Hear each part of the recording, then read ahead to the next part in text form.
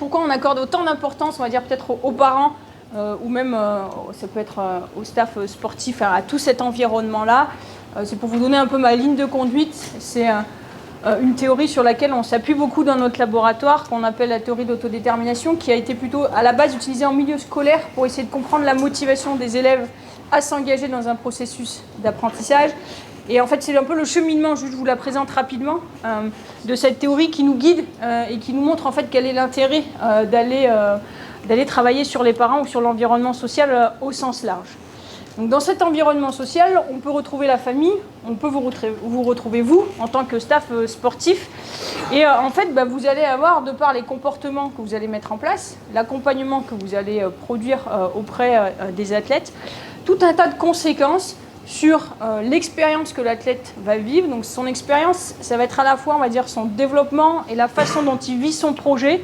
Donc le bien-être qu'il va avoir dans son projet, les émotions, qu'elles soient plutôt positives ou négatives, qu'il va avoir tendance à ressentir, la quantité d'efforts qu'il va vouloir investiguer ou elle va vouloir investiguer dans son projet, et ensuite plutôt des notions aussi liées à la performance pure, la capacité à se concentrer, à persévérer et même la performance brute. Qu'est-ce qu'il y a entre les deux ? Alors, il y a plein de théories qui existent. Là, c'en est une. C'est un exemple. Je ne dis pas que c'est que par ce moyen-là que ça influence. Et il y a les raisons pour lesquelles les individus pratiquent. Les raisons pour lesquelles les individus s'engagent dans un projet. Ces raisons-là, c'est ce qu'on appelle les types de motivation. Et cette théorie-là, elle me dit c'est pas juste on est un peu motivé, moyennement motivé ou beaucoup motivé. C'est pas juste la quantité qui prime, c'est surtout la qualité. Et donc, c'est vraiment les raisons. C'est-à-dire, est-ce que je pratique parce que ce sport correspond à mes valeurs, parce que je me fais plaisir, j'ai des bonnes sensations lorsque je pratique, ou est-ce que je pratique plutôt parce que sinon je culpabiliserais de ne pas faire une activité, parce que sinon mes parents vont râler à la maison parce que je ne fais pas du rugby comme eux. Et donc ces motivations, elles sont soit propres à la personne, c'est ce qu'on appelle autodéterminées, soit plutôt extérieures à la personne, ou alors sur des pressions qui sont liées à des pressions qui peuvent être soit externes, soit internes. Quand je vous dis sinon je culpabiliserais parce que je ne pratiquerai pas, c'est une pression qui est interne finalement.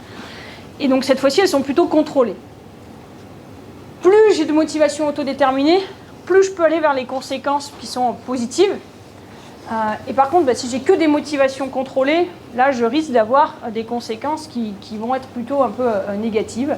Alors dans le très haut niveau, souvent on cumule les deux, parce qu'il y a aussi des titres à aller chercher, des salaires à aller chercher. Donc il y a des fois un peu des motifs de pratique qui peuvent être liés vraiment à cette envie de succès, de victoire, qui sont un peu plus extérieurs à la personne.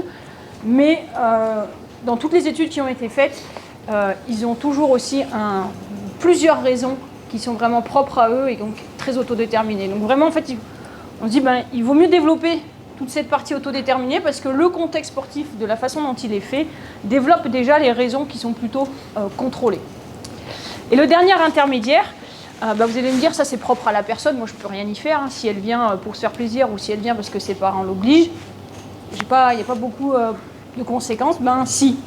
C'est-à-dire à la fois vous en tant qu'intervenant et à la fois les parents, de par les comportements qu'ils mettent en place, ils vont soit satisfaire, soit plutôt ce qu'on appelle frustrer ou menacer 3 besoins psychologiques fondamentaux. Donc ce serait un peu vraiment dans tout type de projet, c'est pas que propre au sport, c'est-à-dire que vous vous engagez fortement dans un projet, vous avez besoin de vous sentir acteur de ce projet, c'est le besoin d'autonomie. Vous avez besoin de vous sentir un minimum compétent dans ce projet. Si en permanence, tous les jours, on vous donne des signaux qui vous disent en fait, tu n'es pas capable de faire ton job, au bout d'un moment, c'est pesant et vous pouvez peut-être arrêter ou moins vous engager. Donc ça, c'est plutôt le besoin de compétence. Et on a tous aussi un besoin de proximité sociale, c'est de se sentir intégré dans le groupe, se sentir apprécié des autres et apprécier d'autres personnes dans ce groupe-là. Et donc, en fait, le climat un peu qu'on va mettre en place, à la fois par les parents et par les entraîneurs, va plus ou moins satisfaire ses besoins et donc ça fait tout en cascade derrière. Et actuellement, dans notre laboratoire, il y a une doctorante qui travaille sur les effets synergiques ou un peu, comment un parent pourrait par exemple contrebalancer l'effet de l'entraîneur ou inversement, ou même avec les pairs. Donc elle s'intéresse vraiment aux 3 acteurs, c'est-à-dire les coéquipiers, les parents et les entraîneurs. Et elle regarde si par exemple un des 3 acteurs a plutôt un environnement qui va frustrer l'autonomie. Est-ce que si l'autre acteur contrebalance ça permet quand même de protéger l'athlète et d'avoir vraiment toute cette série positive. Donc c'est encore en cours, ce travail. Il semblerait qu'il y ait quelques effets quand même qu'on puisse un peu compenser. Mais dans tous les cas, le cumul, si les trois vont dans le même sens, les conséquences sont quand même beaucoup plus positives. Ça, c'est pour vous donner un peu le cadre un peu dans lequel je m'inscris et comment je vois, on va dire, un peu l'influence que les parents peuvent avoir ou que vous pouvez avoir en tant qu'intervenant.